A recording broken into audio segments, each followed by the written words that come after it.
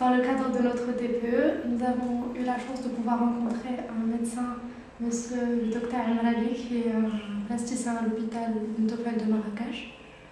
Donc nous allons pouvoir lui poser quelques questions parce qu'il a été confronté à des cas de personnes atteintes de xéroderma. Bonjour docteur. Bonjour. Donc avez-vous eu beaucoup de patients atteints de xéroderma pigmentosa admis dans votre service? Oui, en fait beaucoup. Oui, parce que c'est le service qui draine, c'est-à-dire le maximum de malades atteints d'XP. Ça ne veut pas dire que la maladie est fréquente, c'est une maladie qui est rare, mais comme c'est une génodermatose, ça veut dire que c'est une maladie à transmission génétique qui intéresse la peau. Donc les spécialistes qui sont confrontés à ce genre de maladie sont les dermatologues et les chirurgiens plasticiens. Donc oui, dans notre pratique quotidienne en tant que chirurgien plasticien, on voit des XP, c'est-à-dire des malades atteints de xéroderma pigmentosa, qui sont souvent envoyés plutôt par des collègues dermatologues pour faire une cure chirurgicale de différentes lésions tumorales que présente justement le malade atteint d'XP. Donc la réponse à votre question est oui, on en voit, pas souvent, parce que c'est une maladie qui reste quand même rare, mais on en voit. Mais au Maroc, on a fait des recherches, on a trouvé qu'au Maroc, il y avait un nombre assez important. Oui.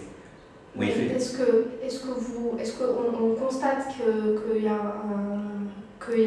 est-ce que vous en voyez, la question pourrait être à quelle fréquence est-ce que vous pouvez en voir? Est-ce que c'est une fois tous les mois ou alors vous avez des patients qui viennent régulièrement? Oui, en fait, oui, comme vous l'avez si bien dit, effectivement, au Maroc, il y a un grand nombre de malades atteints d'XP pour plusieurs raisons. D'abord, il y a c'est un pays qui est ensoleillé, donc les lésions sont fréquentes, donc les malades viennent consulter. Et puis, il y a la notion de mariage consanguin dans notre pays, c'est le contexte social en fait qui veut ça. Et puis, puisque c'est une maladie qui est à transmission génétique, c'est-à-dire autosomale récessive, il faut que les deux parents soient porteurs du gène pour que le malade exprime la maladie. Donc c'est pour ces raisons-là, sociales, vu la fréquence des mariages consanguins, et puis géographique, vu la situation du pays, qu'on voit des malades atteints d'XP porteurs de lésions tumorales. Donc voilà la raison pour laquelle on en voit assez souvent chez nous. Quel était le reste de la question, s'il vous plaît? Pour quelle raison est-ce qu'ils sont admis dans votre service? C'est-à-dire quels soins vous pourrez leur apporter? Quels soins on va pouvoir leur apporter?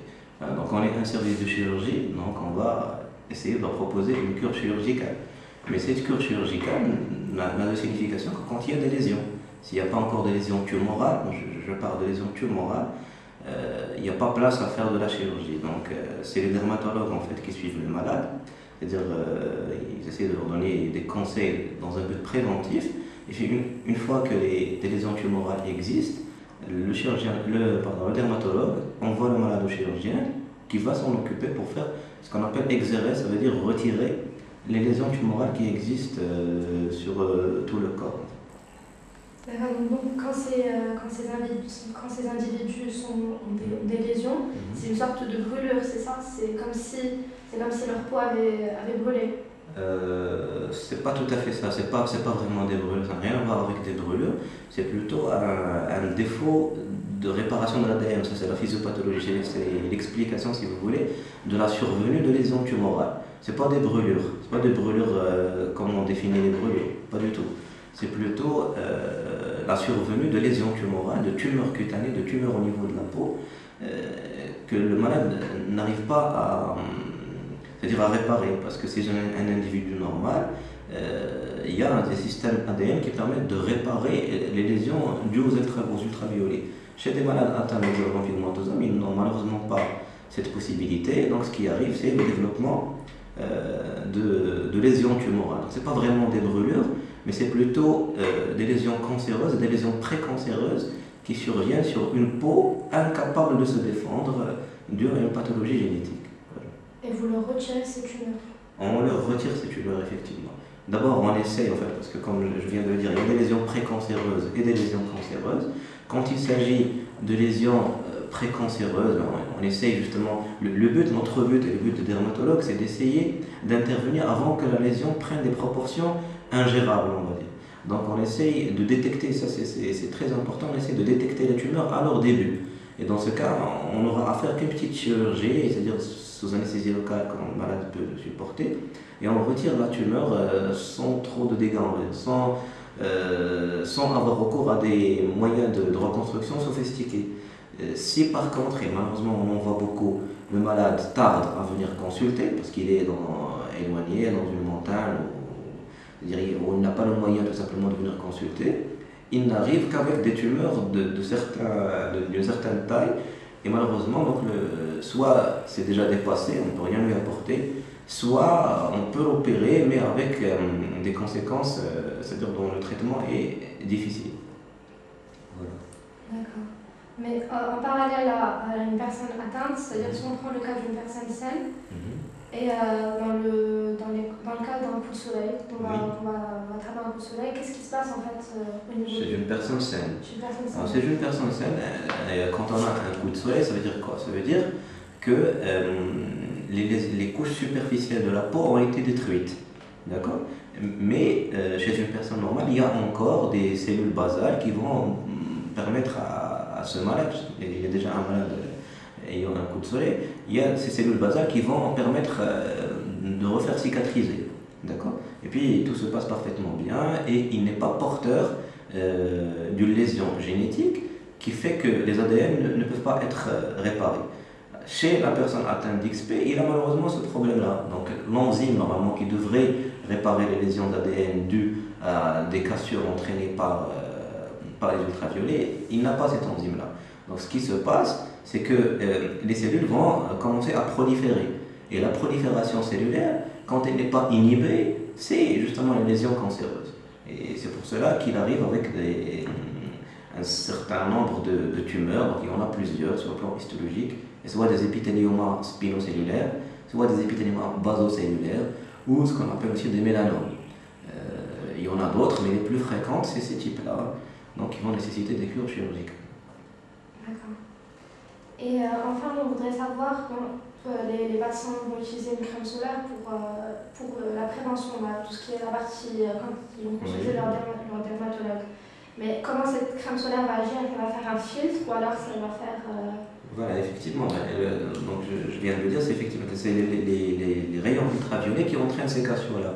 Donc si on arrive à empêcher que les rayons ultraviolets arrivent à la peau et entraînent les lésions, c'est une solution. Donc c'est une solution préventive. Il y a effectivement un certain nombre d'écrans. Normalement, on conseille aux patients d'utiliser des écrans à indice de protection élevé. Il y a plus 50 et il y a plus 90. Donc on leur conseille d'utiliser des écrans à indice élevé, c'est-à-dire à plus 90 degrés. Mais est-ce que cela suffit? La réponse est non. Ça ne suffit pas parce qu'il n'y a pas vraiment d'écran total qui protège à 100% des ultraviolets. Donc il ne suffit pas d'appliquer des écrans, c'est-à-dire contre le soleil, il faut aussi se protéger et, si c'est possible, carrément éviter de s'exposer au soleil. Pas uniquement au soleil, de s'exposer à toutes les sources d'ultraviolets. C'est le cas de certaines lampes qui émettent des rayons ultraviolets, donc il faut que le malade évite carrément de s'exposer à ce genre de rayons. Donc il y a ça, il y a aussi certains tenues vestimentaires, c'est-à-dire il y a des combinaisons qui ont été utilisées à un certain temps, mais ça ne s'utilise plus maintenant. Sinon, ce qu'on conseille là, c'est tout simplement de porter un chapeau assez large pour se protéger du soleil, de porter des gants, de se couvrir la totalité du corps et c'est-à-dire d'éviter carrément l'exposition au soleil, de sortir plutôt la nuit s'il le faut. Donc voilà, avec tout ce que cela va entraîner comme gêne sociale, c'est-à-dire à la fois pour le contact social et aussi pour la scolarisation, puisqu'il s'agit souvent d'enfants. D'accord. Et la maladie va se développer, il va y avoir plusieurs étapes dans le développement de cette maladie. Et ça commence dès le plus jeune âge, les premiers symptômes apparaissent à partir de l'âge de 2 ans. Après, comment va se développer cette maladie? Est-ce qu'il peut y avoir des périodes où ça va aller mieux après? Non, pas vraiment. En fait, l'évolution de la maladie dépend de deux choses. Ça dépend d'abord du type de la maladie, parce qu'il n'y a pas qu'un seul type de xéroderma pigmentosum. Il y a plusieurs types. Il y a certains malades atteints de xéroderma pigmentosum qui vont plus ou moins vivre normalement. Donc, ils vont avoir des taches pigmentées. Ce pas des brûlures, c'est des taches pigmentées, des lentigines, ça ressemble à des taches de rousseur, et qui vont vivre tout à fait normalement, peut-être des petites tumeurs de temps à autre, pour lesquelles on peut faire des excisions chirurgicales. Il y a d'autres types qui sont très sévères, d'autres types de xéroderma qui sont très sévères et qui vont carrément entraîner le décès du malade très rapidement, c'est-à-dire avec une espérance de vie très réduite. Pourquoi? Parce que ce genre de malades-là, atteints de cette forme sévère, ils vont se voir développer sur leur peau des lésions tumorales très rapidement et qui sont rapidement évolutives, donc prenant des proportions très importantes, entraînant rapidement le décès du malade. Donc, premièrement, ça dépend de la forme de la maladie, parce qu'il y en a plusieurs types, plusieurs formes. Ça, c'est la première, c'est-à-dire, la première raison qui pourrait entraîner le décès du malade très rapidement. La deuxième raison, c'est l'exposition au soleil. Donc, il y a certains patients qui sont, vu leurs moyens, vu leur, c'est-à-dire leur niveau intellectuel, je parle de la famille, bien sûr, des parents, ils permettent ou arrivent à prévenir justement l'exposition du soleil pour leur enfant. Ce genre de malade-là évolue, bien sûr, tout à fait favorablement, parce qu'ils ne s'exposent pas beaucoup au soleil. Il y a d'autres malades qui, vu leur niveau intellectuel, vu leur niveau social, s'exposent, malgré tous les conseils qu'on leur donne, s'exposent souvent au soleil, et donc ça va entraîner chez eux des lésions tumorales de façon très rapide et très agressive. Donc ça dépend du type du xéroderma et ça dépend du respect ou non des conseils qu'on donne aux malades. Voilà les deux raisons qui peuvent influencer sur l'évolution de la maladie. Donc si on respecte ces conditions et ces conseils de prévention, on pourrait vivre une vie tout à fait convenable sur un terme assez long, c'est-à-dire que... Non, malheureusement non, parce que même si on respecte ces conseils, il y a toujours des ultraviolets qui arrivent, c'est-à-dire quel que soit le moyen de protection. Donc c'est des patients qui vont malheureusement pas vivre normalement. Déjà socialement, ça va être une vie sociale qui n'est pas convenable du tout. Ils sont obligés de rester chez eux, de ne sortir que la nuit parfois, donc c'est déjà pas bien. En plus, le xéroderma pigmentosum en lui-même diminue l'espérance de vie. Donc c'est pas des gens, donc c'est des gens qui vont vivre malheureusement une vie assez courte et de mauvaise qualité parce que socialement ils vont être un petit peu marginalisés. Et voilà, donc même s'ils suivent les conseils, c'est vrai que ça va retarder au maximum l'évolution de la maladie, mais ça ne stoppe malheureusement pas la maladie. Voilà, donc mais mieux vaut suivre les conseils que ne pas les suivre, bien sûr. Et donc, est-ce qu'il existe un espoir de guérison aujourd'hui avec les évolutions de... À ma connaissance, c'est-à-dire jusqu'à ce jour, je peux me tromper, mais à ma connaissance, il n'y a pas un moyen, il n'y a pas un traitement qu'on peut leur proposer pour guérir carrément la maladie. On n'a pas. Tout ce qu'il y a, c'est la prévention, d'une part, et puis il y a le traitement chirurgical qu'on essaie justement d'apporter aux malades, c'est de retirer les tumeurs à chaque fois qu'elles apparaissent. Donc, pour améliorer le pronostic de cette maladie, il faut vraiment insister sur le malade pour qu'il vienne consulter à chaque fois qu'il y a une petite tumeur qui apparaît. Donc ça d'une part. D'autre part, en tant que plasticien, ce qu'on peut proposer sur une peau par exemple, parce que ça intéresse surtout les zones découvertes, donc le visage notamment, ce qu'on peut leur proposer, c'est carrément, quand on voit qu'il y a une survenue fréquente de tumeurs, c'est carrément de retirer toute la peau du visage. Donc on la retire d'un seul bloc, c'est-à-dire sans laisser aucune lésion précancéreuse, aucune petite lésion, aucune lésion pigmentée. Et puis, on prélève de la peau saine, parce que heureusement que ces malades ont des plages de peau saine, c'est-à-dire c'est surtout au niveau de l'abdomen, au niveau des cuisses, parce que ce sont des zones qui sont protégées par les vêtements. Donc on prélève de la peau saine, c'est ce qu'on appelle une greffe cutanée, et on la met au niveau du visage, là où on a fait l'excision de la peau. Donc comme ça, on ralentit, si vous voulez, l'évolution de la maladie. Donc on remplace la peau qui était tout à fait lésée, pleine de lésions précancéreuses, par une peau encore saine. Donc je vais compléter la réponse de tout à l'heure, c'est que ce qui conditionne aussi le pronostic, c'est la présence ou pas de plages de peau saine. Donc quand un malade vient chez nous, on le dévêtit, on va retirer tous ses vêtements, et on essaie de chercher s'il a encore un capital de peau saine. Si on trouve un peu de peau saine, c'est une bonne chose. Ça veut dire qu'on peut remplacer la peau lésée par de la peau saine. Si on n'en trouve pas, c'est un facteur de mauvais pronostic. Et là, on a recours à, je vais peut-être vous compliquer un petit peu la vie, en vous parlant d'expansion cutanée. Donc, on est obligé d'expandre la peau, c'est-à-dire de la tirer par des moyens, par des prothèses. On introduit sous la peau des prothèses gonflables qu'on gonfle progressivement pour élargir cette peau saine, au lieu d'avoir, supposons qu'on a 2 cm de peau saine, je dis n'importe quoi, c'est un exemple, donc on peut glisser sous ces 2 cm de peau saine une prothèse qu'on gonfle progressivement avec du sérum, ce qui nous permet d'obtenir par exemple 6 cm de peau saine. Et on va la prendre et remplacer la zone lésée par cette peau saine, et comme ça on va ralentir et allonger, si vous voulez, l'espérance de vie du malade. Voilà.